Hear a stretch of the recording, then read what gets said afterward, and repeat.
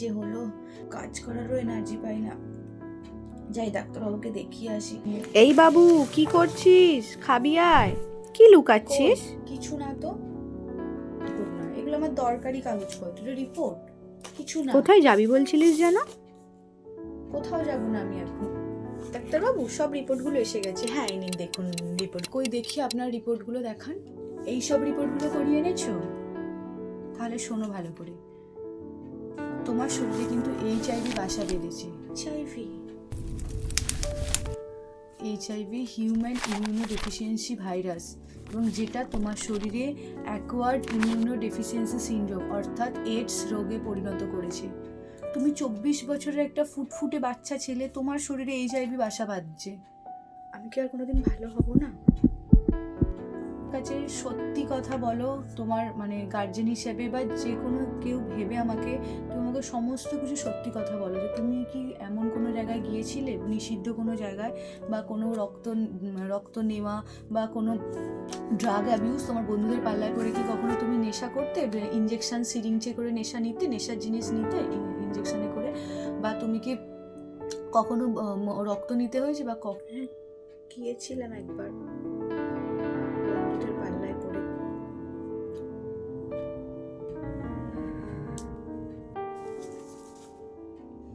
বাড়িতে কে কে আছে? বাড়ির লোক জানে? বাড়িতে কেউ জানে না। আমি যে এত অসুস্থ সেটাও কেউ জানে না, এই রিপোর্ট কেউ কিচ্ছু জানে না। একবারই গিয়েছিলাম নিষিদ্ধ পল্লীতে আমি। গার্লফ্রেন্ড আছে? গার্লফ্রেন্ডকে অবশ্যই জানাবে, কখনোই এই জিনিসটা লুকাবে না, এটা লুকানোর জিনিস নয়। গার্লফ্রেন্ড আছে। না, সে জানে না এত কিছু। এটা কিন্তু তোমার থেকে অন্য কারো ছড়াতে পারে। তোমার যে ক্ষতিটা হয়েছে সেটা যেন অন্য কারোর না হয়। ডাক্তারবাবু, এখন উপায়? হ্যাঁ, অবশ্যই আমি চেষ্টা করব জানিয়ে দেওয়ার। এবং তোমাকে এটা নিয়ে এটা হয়ে গেছে বলে তুমি একদম ভেঙে যাবে সেরকম নয়। এটার চিকিৎসা আছে, এটার ওষুধ আছে, তোমাকে রেগুলার মেডিসিনটা কন্টিনিউ করতে হবে। আর এটার জন্য লজ্জা পাওয়ার নয় বা কিছু নয়।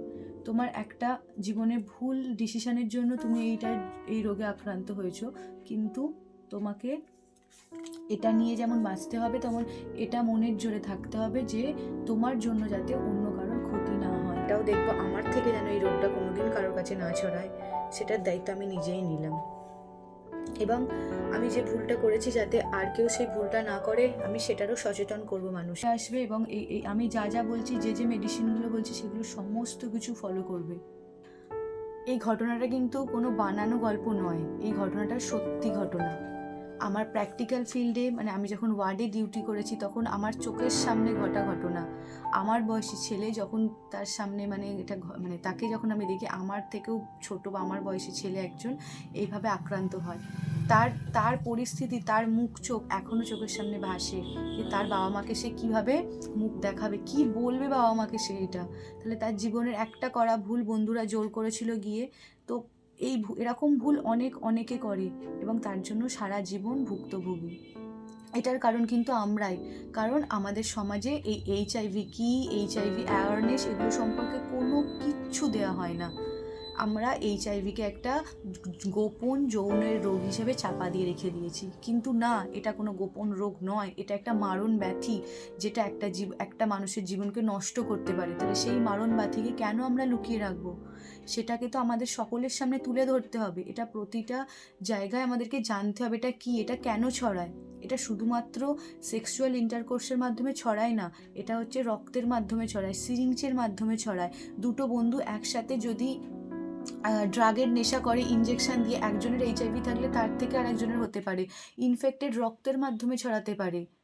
তাহলে এইচআইভি যে এতভাবে ছড়াতে পারে, বা এইচআইভি যে সেক্সুয়াল ইন্টারকোর্সের ফলেও ছড়ায়, সেটার প্রোটেকশন বা ইললিগাল কাজকর্ম না করা, সেগুলোও তো আমাদেরকে জানতে হবে, তাই না? এবং আমাদেরকে বাঁচতে হবে। আর একটা বড় কথা, এইচআইভি মানুষ মানেই তাকে ছুঁলেই আমার এইচআইভি হয়ে যাবে সেরকম কিন্তু নয়।